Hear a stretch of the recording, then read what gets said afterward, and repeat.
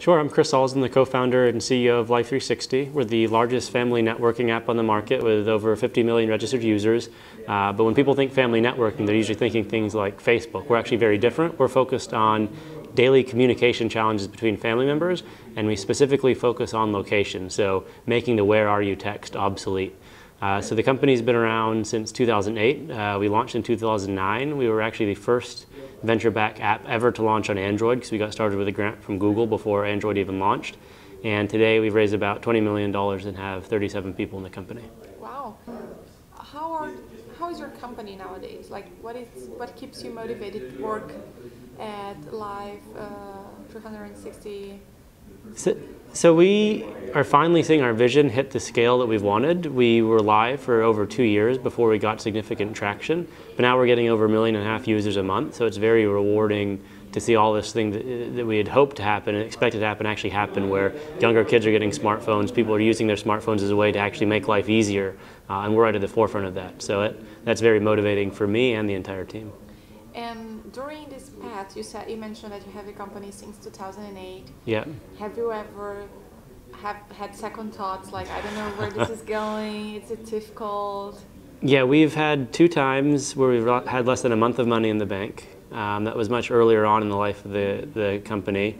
I also was on a referral from Harvard Business School and gave up a job at Goldman Sachs to do this, so I had a very safe path lined out that I ended up completely abandoning. So that was hard because a startup by nature is so uncertain, and since we weren't an overnight success, it was really stressful to think, well, I could have had a much easier time and taken a safer bet. So I think most entrepreneurs that don't go through these things were either exceptionally lucky where they had maybe 1 or 2 companies that really is an overnight success, or is just lying.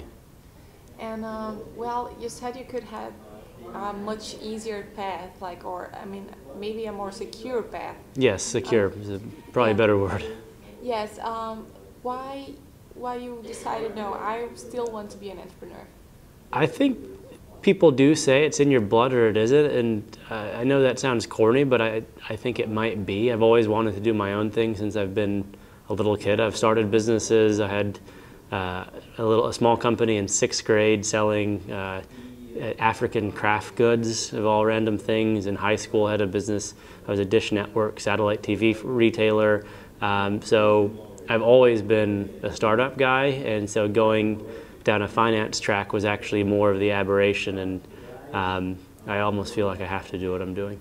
And what were like the efforts that you had to do to keep your company carrying on? Like, I don't know, sleepless nights or whatever. So the biggest challenge for me was putting together the early team. I wasn't in the tech industry, so I didn't have any connections. I'm not an engineer myself, so it was at a time when there weren't things like the accelerators out there that make it really easy for you to meet people, put together a group of people, get investor connections. So the first year of the company's existence, I was really just knocking on doors, making contacts, looking for co-founders, and that was very difficult. And now these days, my main job is to make sure there's always cash in the bank, because we have been growing very quickly. We haven't been focused on profitability, so that does mean we need new investors, and being able to attract them is a big part of my job as co-founder and CEO. Do you think it's getting easier over time, or no? For me personally, or is it the industry? Both. It could be both. I think the industry has become much easier to raise seed funding. It's something like 5 times as many more seed companies are getting money. Later stage funding is harder because there are about the same number of deals being done, but you're competing with so many more people.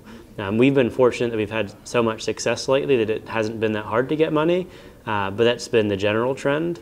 And I would say from an entrepreneur standpoint, my life is definitely much easier now that we have a full team. It's not necessarily having money that's made life easier, it's having other people that I can really rely on, having a good group of people that can run the company even if I'm not around. So that's been great. So you don't need to wear all the hats of the company all the Exactly. time anymore. Yeah, it's actually a bad sign if I am. So a lot of my goal is to try to have almost nothing to do when I get to the office, so that I am available when there is a big disaster. Oh, this is really, really good. Yeah. And well, how do you like the conference so far?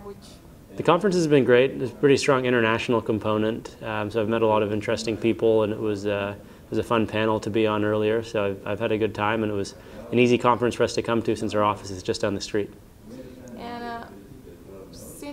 And what do you think entrepreneurs that are starting their business should keep in mind, should have in mind before they're starting their company?